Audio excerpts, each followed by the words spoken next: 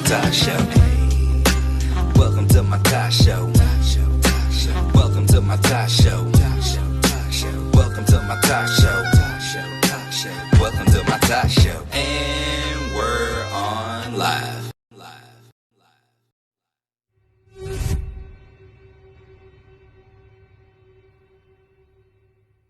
Yo, what it do though? Just a baby. I didn't know, man. Back again with another episode of Controversial Conversation. And I want to start it off like this, y'all. I got a question. Does it seem to y'all like there are more lawsuits and court cases and court proceedings and investigations going on lately? Like, does it just seem like they're just more prevalent, like consistently on the rise, more and more and more? Like, for example, within my own city, Warner Robins, Georgia, there's at least 15 open investigations against the city, right? And when it comes to the Trump situation, or you got the Ghislaine Maxwell situation that just happened recently within this week, and then you got, the January 6th investigations into the riots, and it's a whole year anniversary today. And I know we haven't really spoke that much about the riots or the insurrection or the failed coup or the white supremacist Super Bowl, whatever you want to call it, doesn't really matter to me. I don't care, but we will eventually get to it. I just haven't felt the real need to talk too much about it, because it kind of pisses me off when I think about what they were kind of like allowed to get away with in the moment in comparison and context to what would have happened had it been Black Lives Matter or the LGBT community or whatever. It would have been like a slaughtering, and we know that. So to me, it was just more indicative that white supremacy is allowed to reign supreme whenever it feels, emboldened or obligated to. So I don't really want to talk too much about the riot, and I got a little too deep into the weeds right there. So as we're saying, there's just so many investigations and lawsuits and court cases and proceedings going on lately. So what I want to talk about today is one that's plastered all over the news right now, and I'm not sure if you've heard about it, but it involves the former CEO of Theranos. Now, that is a company that was created in Silicon Valley with the intention of removing intravenous blood pumping, taking out the blood through the needles and using vials, and actually creating some type of printer looking like product that could prick the finger, take that little bit of blood and actually read that blood and diagnose over 100 different medical diseases. And that's some bullshit. We all know that, right? Okay. So what we're going to do today is we're going to talk about three different things. First, we're going to talk about who in the hell is Elizabeth Holmes. Second, what exactly happened during this situation? And third, what are the ramifications not only for the Silicon Valley tech world, but also the medical industry, and what's also going on in Hollywood? Because there's also something that I want to get into with that as well. So let's start from the beginning. Who in the hell is Elizabeth Olsen? My bad, Elizabeth Holmes. Elizabeth Olsen, you know her. She's on MCU. Wanda, shouts out. Doctor Strange 2. If y'all haven't caught the trailer, check it out. Man, MCU doing their thing. Haven't seen Spot. My bad. Started getting a little carried away. Anyways, let's talk about Elizabeth Holmes. All right, so at the time she was 19 years old, she decided that she was going to find or be the founder of this company, Theranos, because she was going to Stanford and she dropped out. She was a chemical engineer student, and she was trying to figure out how, at the time, could she create a patch that you could put on your arm and just diagnose anything. At that moment, everybody was kind of trying to tell her it probably wouldn't work. And somebody in particular was trying to tell her. There was this professor, and it seemed like there was so much hubris coming from Elizabeth that she could care less about what this esteemed professor in the field that she was trying to get into was telling her. She was trying to let her know, like, I don't see a plausible way for what you're insinuating to actually work. But she said it felt like Elizabeth was just staring through her and didn't care. She had so much confidence. And that confidence translated into this, as they call it, Jobsian persona. And Jobsian meaning like Steve Jobs. She idolized him. So she basically tried to embody him in so many different ways. She would even wear black turtlenecks at all times. She had this this weird cryptic rhetoric and way that she would speak. The answers that she would give were very, very Jobsian, and we're trying to change the world. Or first they think you're crazy, then they try to fight you, and then eventually you change the world, and this, that, and the other. So she would say certain things like that, and people were just so enamored with it. They loved it. She was able to get people like General Jim Mattis and the Oracle co-founder Larry Ellison, and just a whole bunch of other like top name people, venture capitalists, investment companies, all kinds of stuff, to believe in what she was saying. And she was pushing a product that literally was never shown to work at any given time. And she was even able to acquire a contract with Walgreens for $140 million for them to take the Edison, which is the product that is the printer-like type of machine that can prick your finger, and put it into Walgreens so that they can use that to help the patients that come into Walgreens looking for medical diagnoses or looking to, get some type of medical information. So, she's moving all throughout tech world. She's heralded as the next big thing, the next Bill Gates, the next Steve Jobs. This is her. This is who she is. She's infiltrated the male-dominated society of the toxic culture workplace of Silicon Valley.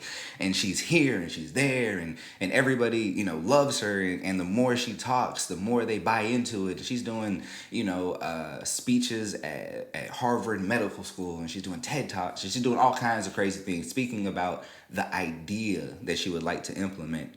Whole time she's telling you it's actually here, right? So now we're moving into what actually happened. All right, so that the premise of this actual product was that instead of having to use needles, because she actually had a fear of needles, this is something else that led her to this, to wanting to create some type of invention similar to this. She hated needles. She didn't want to actually have to have your blood drawn that way. So what she would do is, she would lie about certain people having this machine in use. So the military was the number one pawn that she would use, and she would say that it's over in Afghanistan and they're using it on Black Hawks and choppers, and it's saving lives. And that's just what she would continuously say the same thing. It's going to change lives. It's going to change and save lives. It's going to change the world and save lives. And she would continuously spew out that same rhetoric, and that was really her responses. And that led this guy, I believe his name is Kerry Yu, and he was a writer, I believe, for the New York Times, the healthcare section. So he would report investigative journalism on the healthcare world and things that were going on. And he was just never impressed. Like, it just never hit him that she was this crazy, genius that was primed for taking over the world. He just never believed it. And then he started paying more and more attention to her. And there was one time that somebody had asked her a question about exactly how this works, and her response made him feel like she had no idea what she was talking about. Let me go ahead and read what her response was. She said, "A chemistry is performed so that a chemical reaction occurs and generates a signal from the chemical interaction with the sample, which is translated into a result, which is then reviewed by certified laboratory personnel." Come on now. You know what I'm saying? Like, whenever you don't read the book and then you're thrust in front of the class for a book exam or a book report similar to Trump's whole presidency, like, this is what you kind of babble on about. You kind of just word salad. Nothing really, no real substance to what you're saying. Like, obviously, you're not making stuff up. You basically just described what happens after you do parts of the scientific method, right? But you're not actually explaining what this particular product does. So he started doing more and more investigation. He started realizing that there were fabricated and unauthenticated study reports and results that they were pushing off. And not only were they unfabricated and they were inaccurate with the readings, they would also put logos of pharmaceutical companies on there, like Pfizer and stuff like that, to try to push it off as more legitimate. Now, that in itself is horrible. But she's just been lying and lying and lying and just skyrocketing to the top of the tech world. And it is amazing to watch, because it's like Silicon Valley has this mantra, well, a couple really, like fake it till you make it.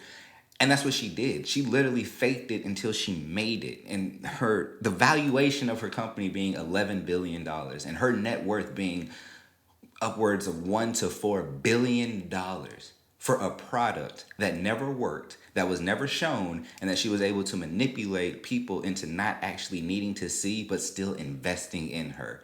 And it is wild.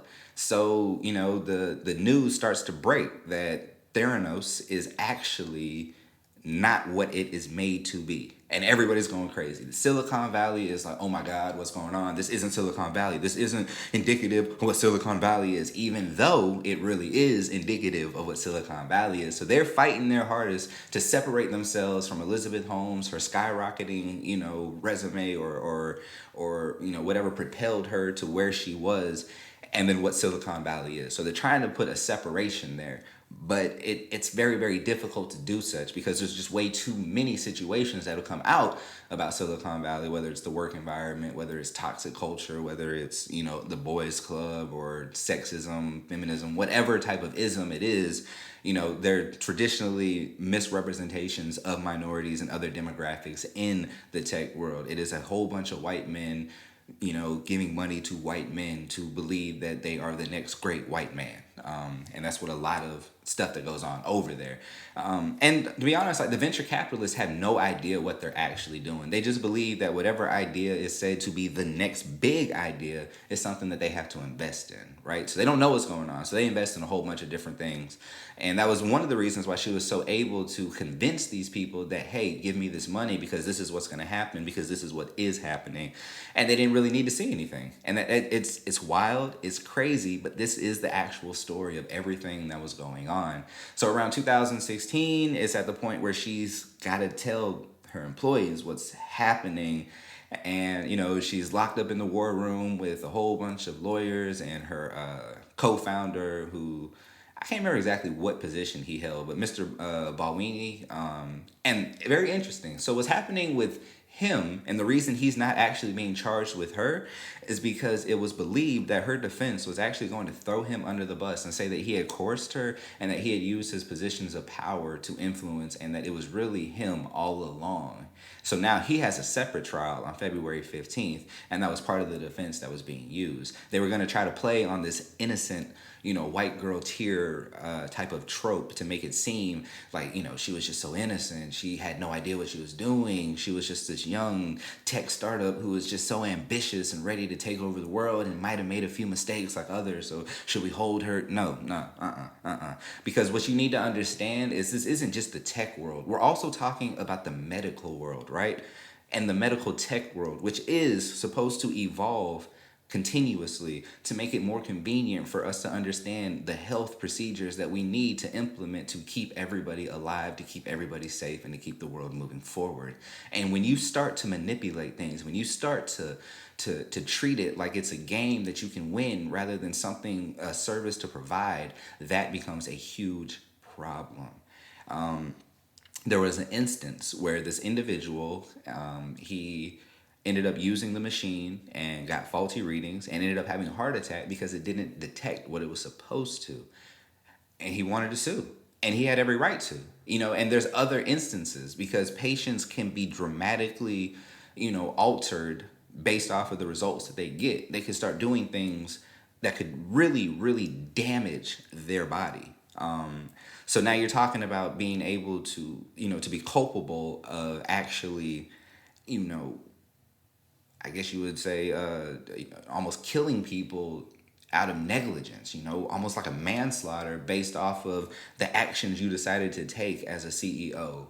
So you should be charged for that. And speaking of the charges, now, there were, I believe, 11 counts in all. Now, she got convicted on 3 counts of, I believe, wire charges or wire fraud with conspiracy to defraud investors, and then 1 charge to defraud investors. But she was not convicted on the 3 charges of wire fraud to defraud patients, and she was not convicted on the other charge of conspiracy to defraud the patients either. And there were three other charges that they said nobody could agree upon, so they're going to be mistrialed.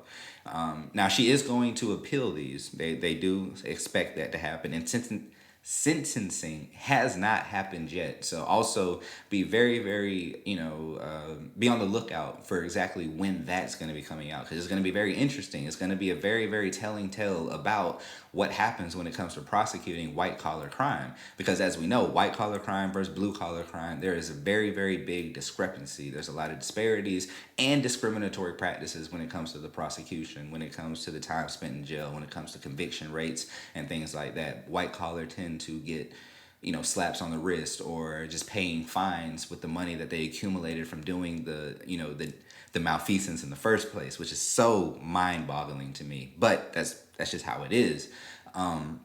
So each one of these counts comes with up to, I believe, $250,000 fine and up to 20 years maximum prison. Now, she's not going to do that. And even if they were to do it for every count, it wouldn't be 80 years. It would be 20 years, all of them served concurrently, right? So that's everything that basically kind of happened. The company dissolved itself in 2018. And as of January 3rd, that was when the convictions came down. So as of right now, I want to talk about the ramifications of what this means for Silicon Valley and what this means moving forward for other industries and other institutions. Silicon Valley has to figure out a way to patch this up. And they really do need to figure out a way to try to separate themselves from what they believe is the identity that the court of public opinion has placed upon them and who they really believe they are. And I think there might be some type of middle ground, but at the same time, I truly do believe that Silicon Valley has practices that are very unethical in the way that they go about things. I think their culture and their systems really do need to be retweaked. And do I think that since something as severe as this situation has happened, is that going to change the way that these people operate? Not at all. Do not expect a quick change of conscience or anything like that. Ain't gonna happen, y'all. But to be honest with you, this is very, very interesting because it also has another component to it, and that is the Hollywood component. So if you've been keeping up with certain movies and shows that have been going on lately, what you're starting to see is that they're using, dramatization and fictionalizing events and things like that to kind of portray what could actually be going on. So you have shows like The Morning Show on Apple TV, which highlights, the things that went on during the Me Too movement and how it decimated certain industries like morning show television with certain hosts that were doing things that they didn't need to do. Or The Big Short, which was directed by Adam McKay, which highlighted the 2008 subprime mortgage crisis.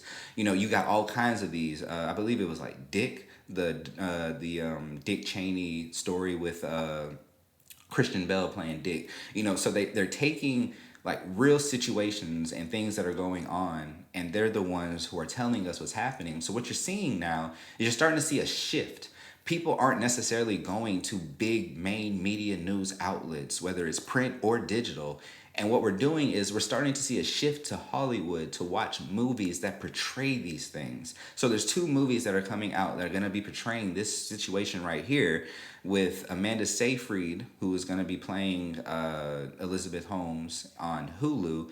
And then we have Jennifer Lawrence, who is going to be playing her on Apple TV. And there's going to be two different stories that are being told about this. And they're not going to be favorable, because what they do is they show that what we dream to be this idyllic version of the self-billionaire story of pulling yourself up by your bootstraps is really a culture of toxicity, a culture of authority being demanded and pushed on people, revenge and resentment and all kinds of things like that being the driving forces behind decisions rather than what is the best way to move forward. So it's going to be very interesting because, as we saw, with the depiction of Steve Jobs, with the Aaron Sorkin one and with the one that Ashton Kutcher played, it's not a favorable, impression that is left with these people. They might have been visionaries. They might have changed the world. They might have done this and that and this and that. But when you start to see how they interacted and you start to see the behind the scenes and you really understand who they are, you realize like, wow, that was a story that I didn't get. And that's what Hollywood is attempting to do now. And I think that's very great because it seems like somebody needs to be, in charge of leading these exposés if the New York Times and these other reputable media outlets can't get the viewership that they used to have. I know everybody's going to YouTube and they're getting their independent media from, podcasters and commentators and not necessarily pundits and analysts, but people who just have an opinion on what's going on and just want to give you the information. So maybe you can get it from there. But right now, it seems like Hollywood is attempting to also be a vehicle and a platform for people to see the inner workings of certain institutions that consistently get thrown to the side so people don't have to actually investigate. And that's what's going on. So, like I said, this is a crazy story. There's a whole bunch that's going to continue to come out about this. And also, this is going to be, a predictor of what will happen moving forward with Silicon Valley, with tech, medical, and also with other institutions and other industries when things start to get, to unravel. What is going to happen? Who is going to be the one behind the camera saying, this is what's going on, pay attention so you can know how to prevent this from coming or happening next time. Or maybe venture capitalists won't give so much money to a product that doesn't even work. Or maybe the next person who is heralded as the best thing or the next big thing will actually have something tangible to offer rather than a great mouthpiece and ideas. I don't know. But until then, you already know. Controversial conversation. Just the baby. Two things. I need y'all to be good. And I need y'all to be great. One love. Just the babe.